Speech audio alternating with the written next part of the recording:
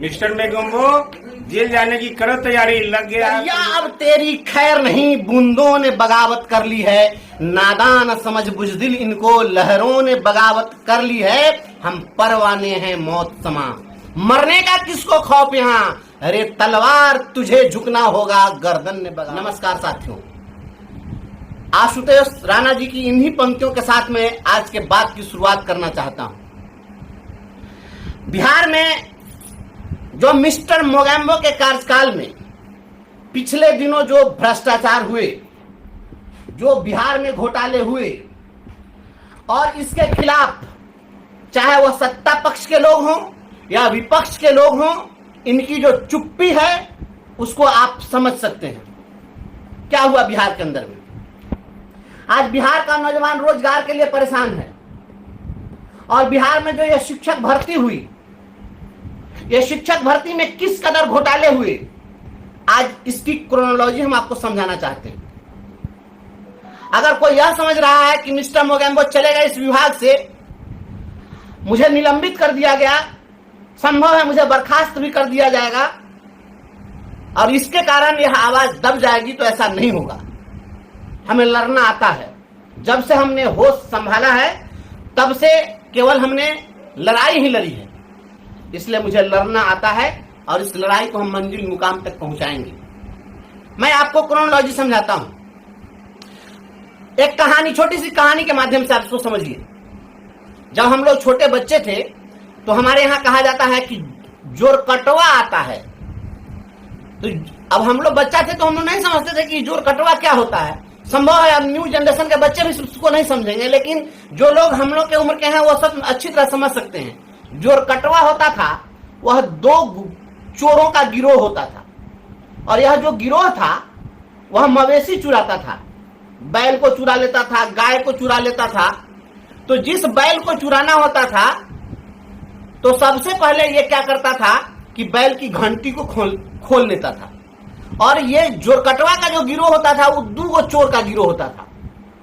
तो उसमें पहले बैल की घंटी को खोलता था, और बैल की घंटी खोल करके एक चलता था पूरब तो एक चलता था पश्चिम। मवेशी को लेकर एगो चल दिया पूरब और घंटी लेकर चल दिया एगो पश्चिम। पश्चिम में जाकर के घंटी वाला और कुछ दूरी पर जाके घंटी टुन टुन टुन बजा दिया।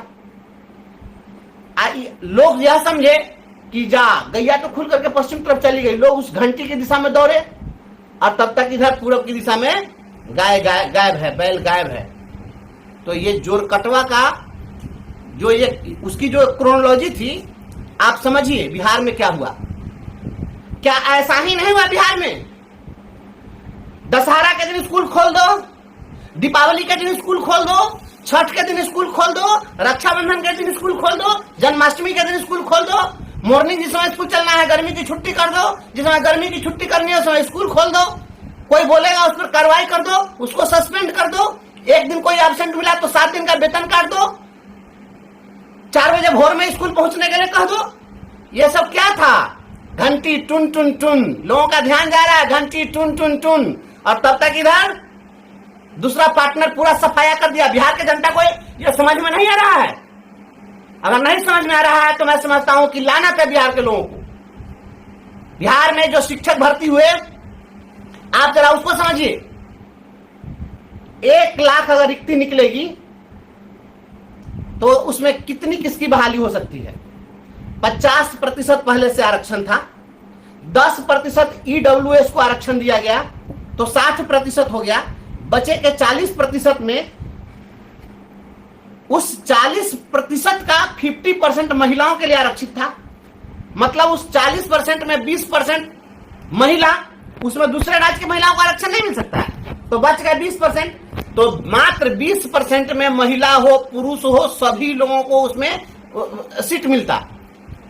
तो आखिर 1 लाख में मात्र 20,000 लोग ही राज्य के हों, राज्य के बाहर के हों, सभी लोग जो जनरल कैटेगरी में, चाहे वो सवर्ण हो, अवर्ण हो, पिछड़ा हो, दलित हो, जनरल कैटेगरी में बस उसी 20% में आ सकते थे। तो आखिर ये हजारों हजार लोग ये उत्तर प्रदेश से कैसे बहाल होकर के चले आए? ये तेजस्वी यादव अभी बोल सकते हैं, इस पर मुंह खोल सकते हैं? क्या सत्ता पक्ष के नेता, विपक्ष के नेता, आप लोग के मुंह में दही जम गया है? क्यों नहीं पूछ रहे हैं इस सवाल को? ये 50,000 के लगभग उत्तर प्रदेश के लोग कैसे बहाल हो गए? सारे विद्वान यूपी में पैदा ले लिए, ये विद्वान झारखंड में पैदा नहीं ले सकते थे? जनरल कैटेगरी में बिहार में लोग पैदा नहीं लिए थे? ये सारा का सारा लोग यूपी का कैसे आ गया? मैं ये सवाल पूछना चाहता हूं, और सत्ता और विपक्ष के लोग और नहीं पूछ सकते हैं। आपके कलेजे में ताकत नहीं है तो राजनीति करना बंद करिए। बिहार के नौजवानों के साथ गद्दारी हुई है, बिहार के नौजवानों के साथ छल हुआ है, और एक कैंडिडेट से 10 से 15 लाख रुपया लेकर के और बहाली हुई है। जब ये पेपर लीक का माफिया जब पकड़ा गया, उसमें पंकज गुप्ता जो समस्तीपुर का था, उसने बताया कि किस प्रकार से इसमें यूपी के लोग जुड़े हुए थे, और उत्तर प्रदेश में क्वेश्चन किस प्रकार से बेचा गया, और किस प्रकार से जो Uttar Pradesh public service commission के द्वारा जिस एजेंसी को ब्लैकलिस्टेड किया गया था, उस एजेंसी को क्वेश्चन छापने के लिए दिया गया, और उस पूरी बहाली में बीपीएससी के जो चेयरमैन थे वो अतुल प्रसाद कहां के रहने वाले थे, और मिस्टर मोगेम्बो कहां के रहने वाले हैं? कोई पूछने के लिए तैयार है? इसलिए कि नोटिस भेज दिया जाएगा और एफआईआर कर दिया जाएगा। अरे एफआईआर भी कर दोगे, मैं जेल भी जाऊंगा तो अदालत के कटघरे में चीख चीख कर कहूंगा कि ये घोटालेबाज है। और ये जोरकटवा लोग, ये 2 जोरकटवा पूरे बिहार को लूट लिया। एक घंटी बजाता था टुन टुन टुन, सारे लोगों का ध्यान वहां डाइवर्ट करता था, और दूसरा हजारों करोड़ का घोटाला कर दिया। इस घोटाले की सीबीआई से जांच होनी चाहिए, और बिहार के नौजवानों को न्याय मिलना चाहिए। और उत्तर प्रदेश के जो अभ्यर्थी अभी जो बहाल हो गए, उन लोगों में भी अब देखिए, अभी अररिया का लिस्ट जारी हुआ, 150 शिक्षकों को हटाने का वहां लिस्ट जारी कर दिया गया कि नहीं, आपके पास सीटेट में जो नंबर है वह जनरल कैटेगरी में आप क्वालिफाई नहीं कर रहे हैं। आप क्वालिफाइड हैं, लेकिन आप अपने राज्य के लिए क्वालिफाइड हैं, क्योंकि आरक्षित कैटेगरी के लिए जो आवश्यक अर्हता है केवल आप उसी को पूरा कर रहे हैं। तो आखिर इसकी बहाली कैसे हो गई? जो यहाँ पर अर्हता पूरी नहीं कर रहा था उसकी बहाली कैसे हो गई? और आप इतना आनंद फानन में, ये छठ में और दशहरा में स्कूल खोल खोल करके ज्वाइन क्यों करवा रहे थे? घोटालेबाज मिस्टर मोगेम्बो, इसने घोटाला किया है, यह सबसे बड़ा लुटेरा है, और इस लुटेरा को सलाखों के पीछे होना चाहिए। और थोड़ा मोड़ा का घोटाला नहीं हुआ है, हम समझते हैं कि 2000 करोड़ रुपए से अधिक का घोटाला हुआ है। और ये जोरकटवा का गिरोह पूरे बिहार के नौजवानों को धोखा दिया है। बिहार का नौजवान बेरोजगार है, दूसरे राज्य वाले को रोजगार है, तो यहां भी युवा लड़ने के लिए तैयार है, लड़ेगा, और हम लड़ेंगे। आप इस लड़ाई में सभी लोग साथ दीजिए। इसके खिलाफ एक निर्णायक लड़ाई होनी चाहिए। और आशुतोष राणा जी ने अगर कहा है कि दरिया और तेरी खैर नहीं, बूंदों ने बगावत कर ली है, तो निश्चित रूप से तुम भले ही अपने आप को दरिया समझते हो, हम अगर बूंद भी हैं तब भी हमने बगावत की है, और यह बगावत जारी रहेगी। मैं चाहता हूं कि इसके लिए आप तमाम लोग गांव गांव में लोगों को, नौजवानों को, शिक्षित बेरोजगारों को बताइए कि किस प्रकार से घोटाला हुआ है। शिक्षकों को प्रताड़ित करके और समाज को केवल डाइवर्ट करने का काम किया गया है। जिस प्रकार से और योजनाओं में जो घोटाले हुए हैं, मैंने इसके पहले वाले वीडियो में तमाम बातें रखी है, लेकिन आज केवल और केवल शिक्षक बहाली पर मैं चर्चा कर रहा हूं। यह शिक्षक भर्ती घोटाला हुआ है। आपने देखा किस प्रकार से जब चैनल वाले लोग, जब यूट्यूबर लोग पूछ रहे थे कैंडिडेट से, यूपी वाले लोगों से कि आप बताइए कि बिहार में कितने जिले हैं, उनको यह भी पता नहीं था। जिसको बिहार में कितने जिले हैं वह पता नहीं है, और वह बिहार में शिक्षक बन रहा है। यह पूछिए कि यह कैसी बहाली हुई है, डोमिसाइल नीति क्यों लागू नहीं की गई? इसका जवाब कौन देगा? माननीय मुख्यमंत्री जी को जवाब देना होगा। आखिर डोमिसाइल नीति आपने क्यों नहीं लागू किया? क्या उड़ीसा में आप बहाल करा सकते हैं 1 to 8 में आप किसी भी दूसरे राज्य के लोगों को? मैंने तत्कालीन शिक्षा मंत्री आदरणीय चंद्रशेखर जी के आवास पर जाकर 2-2 घंटा बैठ के बंद कमरे में उनको हमने बताया कि किस प्रकार से आप बहाली कर सकते हैं और कैसे डोमिसाइल लागू कर सकते हैं। तमाम बातें हमने बताई थी, लेकिन ये लोग चूंकि जो बैठे हुए थे, ये ब्यूरोक्रेट्स, ये दोनों ब्यूरोक्रेट्स, ये जोरकटवा का गिरोह, यह जो है यह जिस तरीके से किया, यह चूंकि घोटाला करना था, इसलिए डोमिसाइल की नीति जो है चलने नहीं दिया गया। जो बहाली हुई, बहाली में केवल और केवल लूट करना था, इसलिए उसी के हिसाब से यहां पर बहाली की गई। जो लोग आए, योग्य हो अयोग्य हो, पेपर लीक हुआ, आज लोग कुछ लोग पकड़े भी गए। आज जब हटाने की बात हो रही है तो आखिर इसका जिम्मेवार कौन है? और इतने दिनों तक जो लोग बहाल रहे, अगर वो बहाल नहीं होते और जो अभ्यर्थी यदि बहाल होता तो बिहार का नौजवान बहाल होता, तो वह तो रिक्ति चली गई। उतना तो बिहार के नौजवान को रोजगार मिल सकता था।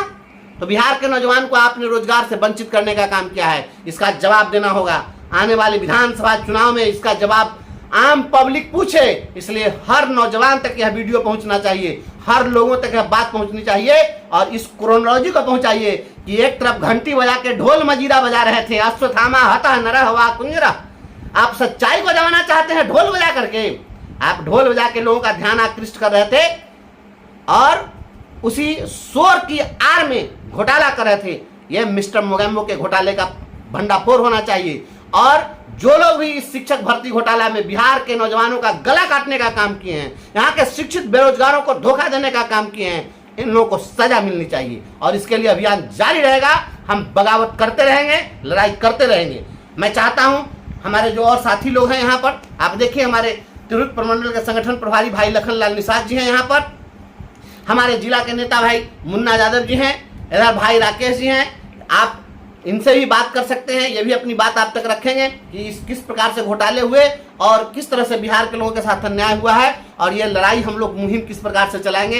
ये मैं चाहता हूं कि इनों से भी आप बात करें। घोटाले हुए हैं और जबरदस्त घोटाले हुए हैं। मिस्टर मोगेम्बो, आप तैयार रहिए जेल जाने के लिए। परिवर्तनकारी ने ये ठान लिया है, मिस्टर मोगेम्बो जेल जाने की करो तैयारी, लग गया है परिवर्तनकारी। और जोरदार रूप से हम लोग लगे हुए हैं, सारा हिसाब किताब होगा। और माननीय प्रदेश अध्यक्ष जी ने कहा है कि जुरकटवा का गिरोह, सही में जो जुरकटवा का जो गिरोह था उसने अपना सफल अभियान चला लिया है, लेकिन परिवर्तनकारी भी लग गया है और हजारों करोड़ रुपए का जो घोटाला है उसका पर्दाफाश करने के लिए हम लोग तैयार हैं। और हमने राज्यपाल महोदय को ज्ञापन भी दिया है कि सीबीआई जांच की मांगो और हर संभव प्रयास रहेगा कि सीबीआई जांच की मांगो। जय परिवर्तनकारी, जय शिक्षक संघ, जय बिहार के नौजवान। जिस प्रकार हमारे अध्यक्ष जी ने बताया कि बिहार के शिक्षक बहाली में जो किस तरह से घोटाला किया गया या बिहार के युवा शिक्षित बेरोजगार के लिए अच्छी बात नहीं है।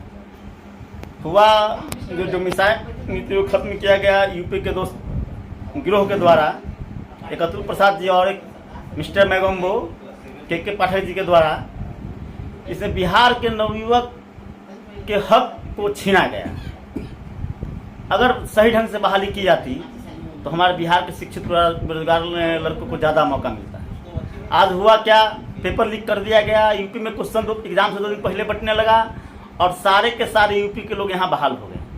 हमारे बिहार के जो युवा शिक्षित से जो लिख कर तैयारी कर रहे थे वो उनको निराशा हाथ लगी। इसलिए हमें सभी युवाओं से आग्रह करते हैं कि जात पात पार्टी राजनीतिक पार्टी दल से ऊपर उठकर अपने हक की लड़ाई के लिए आगे बढ़े। जब तक आप लोग आगे नहीं बढ़िएगा ये सरकार इसी तरह शिक्षित बेरोजगारों को कुचलती रहेगी और शिक्षा माफिया गिरोह सब मिलकर पैसा लूटने का काम करता रहेगा।